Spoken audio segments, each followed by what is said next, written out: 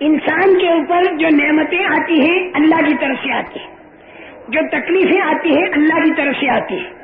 پہلے ہی سے جو نعمتیں اور تکلیفیں طے ہیں وہ انسان کے اوپر آتی ہیں. یہ یقین آدمی کے دل میں ہو کہ جو کچھ بھی حالات نعمتوں کے میرے اوپر آئے یا کسی پر بھی آئے یا تکلیفوں کے جو حالات آئے وہ اللہ کی طرف سے آئے، وہ پہلے سے طے ہے. لیکن یہ مطلب نہیں کہ تقدیر کے یقین پر آدمی تدبیر کو چھوڑ دے، اور یہ بھی غلط ہوگا کہ تدبیر کرے اور تقدیر کا یقین نکل جائے. درمیان کا بالکل راستہ سیدھا سادہ. آدمی کے اوپر جو نعمتوں یا تکلیفوں والے حالات آئیں تو ان حالات کے اندر یہ آدمی تدبیر کرے گا، لیکن وہ تدبیر شریعت کے مطابق ہو. اس کے بعد بھی جو نتیجہ نکلے گا کبھی مرضی کے مطابق نکلے گا، کبھی مرضی کے خلاف نکلے گا. مرضی کے مطابق ہے، مرضی کے خلاف نتیجہ نکلا. اگر یہ تدبیر شریعت کے موافق ہے تو خدا کا آسمانی غیبی نظام تیری حمایت پہ ہوگا، اور اگر تدبیر تو نے کی شریعت کے خلاف تو نتیجہ چاہے تیری مرضی کے مطابق نکلا لیکن آسمان کا جو غیبی نظام ہے وہ تیرے خلاف ہوگا. یوسف علیہ السلام کے بھائیوں نے تدبیر کی کہ یوسف علیہ السلام کو ابا سے دور کرو تاکہ ابا ہم سے محبت کرنے لگے. دور کر دیا. انہوں نے تدبیر کی، مرضی کے مطابق نتیجہ نکلا اور باپ سے دور ہو گئے، لیکن شریعت کے خلاف تھی. مرضی کے مطابق نتیجہ نکلا کہ دور ہو گئے باپ سے، شریعت کے خلاف تھی کیونکہ کنویں میں ڈالا، کنویں سے نکال کر چند پیسوں کے لیے بیچ دیا، باپ سے دور ہو گئے. لیکن آسمان میں جو غیبی نظام تھا وہ خلاف ہو گیا. تدبیر کی، چلی، شریعت کے خلاف تھی تو آسمان میں غیبی نظام خلاف ہو گیا. اللہ پاک نے آسمان پر فیصلہ کر دیا کہ 7 سال کا قحط ان بھائیوں پر آئے گا. آ گیا 7 سال کا قحط. اسی طرح حضرت یوسف علیہ السلام کنویں میں سے نکلے، مصر کے بازار میں بکے. عزیز مصر نے اپنے گھر پر رکھا، بہت آرام ان کو ملا، بڑھیا کھانا، کپڑا، ہوا، پانی سب اچھا ملا. وہاں پر مجاہدہ یہ پڑا کہ عزیز مصر کی بیوی نے غلط کام کا تقاضا کیا. حضرت یوسف علیہ السلام نے انکار کر دیا، لیکن وہ برابر تقاضا کرتی رہی. اس کا اصرار بڑھتا رہا، ان کا انکار بڑھتا رہا. لیکن میں یہ حرکت نہیں کروں گا، بالکل غلط چیز ہے یہ. دروازے ساتوں بند کر دیے اس نے اور پوری کوشش کر ڈالی. لیکن حضرت یوسف علیہ السلام نے سوچا کہ جتنی تدبیر میرے بس میں ہے وہ کروں، اور جہاں میری تدبیر اٹک جائے گی تو وہاں میرا اللہ کوئی راستہ کر دے گا. دوڑے دروازے کی طرف. اس عورت نے پیچھے سے کپڑا پکڑ لیا، تو کپڑا پیچھے سے کرتا پھٹ گیا. دروازے کھلتے گئے، یوسف علیہ السلام باہر نکل گئے. عورت بھی پیچھے پیچھے. عزیز مصر سامنے سے آ رہا تھا، اس نے منظر دیکھا. اس عورت نے الزام ڈال دیا حضرت یوسف علیہ السلام پر. حضرت یوسف علیہ السلام یہاں پر چپ نہیں رہے، بلکہ انہوں نے اپنی صفائی کر دی.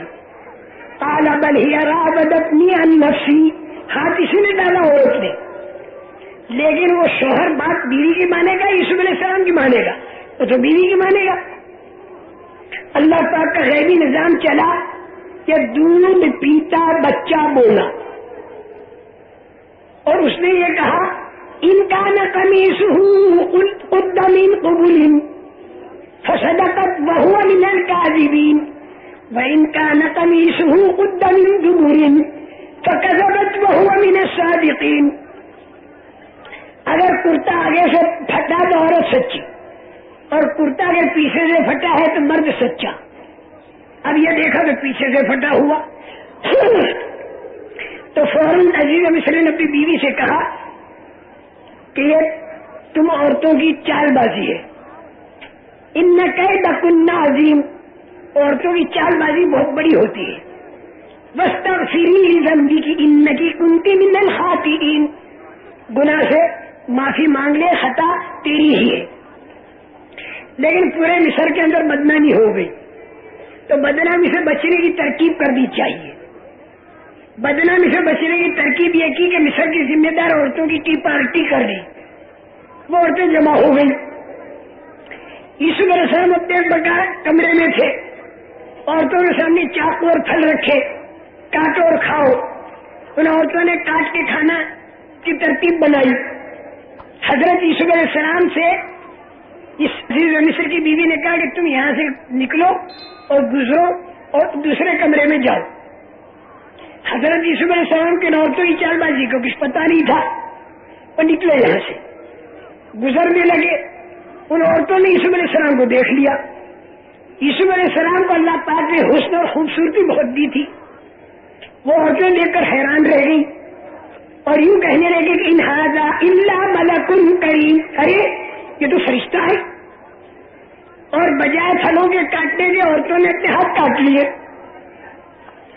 اس عورت نے یہ کہا کہ یہی ہے وہ جس کے بارے میں تم لوگ میرے بارے میں خیالات کر رہی ہو. ساری عورتیں ایک طرف ہو گئی اور حضرت یوسف علیہ السلام سے کہا کہ جو کہا جا رہا ہے وہ کرو، نہیں تو تم کو جیل خانے کے اندر بھیج دیا جائے گا. ابھی حضرت یوسف علیہ السلام پر بڑا مجاہدہ آیا. میں کہتا ہوں کہ نعمتیں بھی آتی ہے، مجاہدہ بھی آتا ہے. بڑا زبردست مجاہدہ حضرت یوسف علیہ السلام پر آیا. تو حضرت یوسف علیہ السلام نے اللہ سے کہا قال رب السجن احب الی مما يدعوننی الیہ. جس خراب کام کی طرف یہ عورتیں مجھے بلا رہی ہیں اس سے زیادہ اچھا تو جیل خانہ ہے. اس لیے کہ غلط کام کر کے اگر جہنم کے اندر جانا پڑا تو جہنمی کی ایک ڈار جو ہے احد کے پہاڑ کے برابر ہوگی، اور کان سے کندھے تک کا فاصلہ جہنمی کا سینکڑوں برس کا ہوگا. اور جہنم کے اندر مختلف لائن کی سزائیں ہوں گی. جہنمی چیخے مارے گا، وَهُمْ يَسْتَرِخُونَ فِيهَا، چیخے ماریں گے جہنمی، اے اللہ ہم کو دنیا میں واپس کر دے. 19 قسم کے عذاب ایک ساتھ کے ہوں گے اور ہر عذاب میں دینے والے فرشتے بے حساب ہوں گے اور ہر فرشتے کے مجمع پر ایک ان کا سردار ہوگا. علیہا 19 19 سردار ہوں گے. ایک طرف سے ان کی پٹائی ہوگی، بھوک ستائے گی، پیاس ستائے گی، آنکھوں میں سے آنسو نکلیں گے، آنسو کی نہر چلے گی، آنسو کی نہر چلے گی، آنسو ختم ہو جائیں گے، آنکھ کی خون کی نہر چلے گی، زبان کئی میل لمبی ہو جائے گی، اس کے اوپر اونٹ کے برابر سانپ، خچر کے برابر بچھو زبان کے اوپر چل رہے ہوں گے اور یہ چیخے مار رہا ہوگا. ہاتھوں میں ہتھکڑیاں، پیروں میں بیڑیاں، گلے میں توق، بدن میں زنجیریں، چاروں طرف سے کٹائی پٹائی، حیران ہو جائے گا، چیخے مارے گا. بھائی دعا کرو کہ اللہ پاک پوری دنیا کے بسنے والے جو انسان ہیں ان کے رخ کو دین ایمان کی طرف پھیر دے تاکہ مرنے کے بعد والی یہ پریشانی ان پر نہ آئے.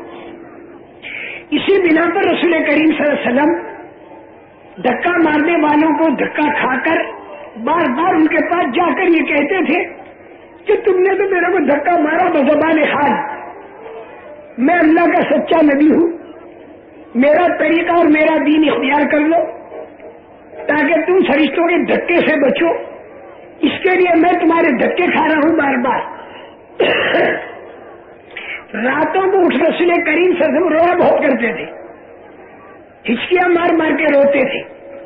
یہاں تک کہ اللہ پاک نے بھی کہا میرے پیارے نبی کیا رو رو کر اپنے آپ کو ہلاک کر دو گے؟ لال کا باقی نفس کا، اپنے آپ کو ہلاک کر دو گے اگر وہ لوگ ایمان نہیں لاتے. ایمان کو ایسی گری پڑی چیز ہے کہ میں ایسے نہ قدروں کو دے دوں. ایمان تو بہت آسان چیز ہے، جو متوجہ ہو جائے گا میں دے دوں گا. کتنے بے چین تھے. رسول کریم صلی اللہ علیہ وسلم کے اس منظر کو جب دیکھا جائے تو واقعی دل ہل جاتے کہ کس قدر آپ کو ستایا گیا، طائف کے اندر کس قدر آپ کو مارا گیا، یہاں تک کہ آپ زخمی ہو کر گر پڑے.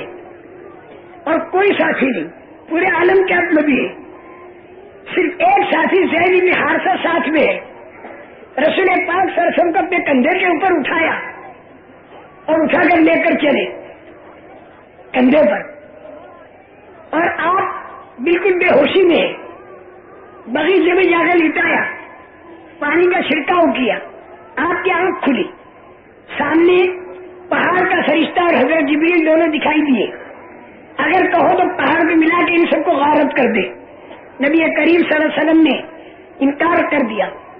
اگر یہ لوگ نہیں مانتے تو ہو سکتا ہے کہ ان کی اولاد مانے، چنانچہ ان کی اولاد میں محمد بن قاسم ثقفی رحمت اللہ علیہ پیدا ہوئے۔ چاروں خلفاء کا دور بھی گزر چکا، اس کے بعد کے دور میں یہ حضرت محمد بن قاسم ثقفی رحمت اللہ علیہ کو جماعت دے کر ہند اور سندھ بھیجا۔ وہ ہند اور سندھ آئے، ان کے لشکر کے کارنامے دیکھے، کیونکہ وہ لشکر جو نکلا کرتے تھے اس زمانے کے اندر جہاد کے لیے، ان کے اندر 5 باتیں ہوتی تھی۔ ایک تو ایمانیات کی لائن ان کی بڑی مضبوط ہوتی تھی، دوسرے ان کی عبادات کی لائن بڑی طاقتور ہوتی تھی، تیسرے ان کی معاشرت اور ان کا رہن سہن یہ بالکل پاک صاف نبوی طریقے پر، چوتھے ان کے معاملات اور لین دین یہ بالکل پاک ہوتے تھے، کیونکہ مدینہ منورہ میں اس کی فضا بنی ہوئی تھی، اسی کی نقلیں وہ اتارتے تھے۔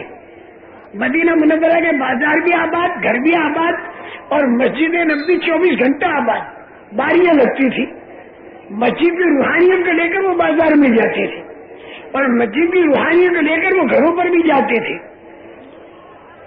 گھر کے اثرات مسجد میں نہیں آتے تھے، بازار کے اثرات مسجد میں نہیں آتے تھے، مسجد کے اثرات باہر جایا کرتے تھے۔ میرے محترم دوستوں، یہ 4 5 اور اخلاق معیار بہت اونچا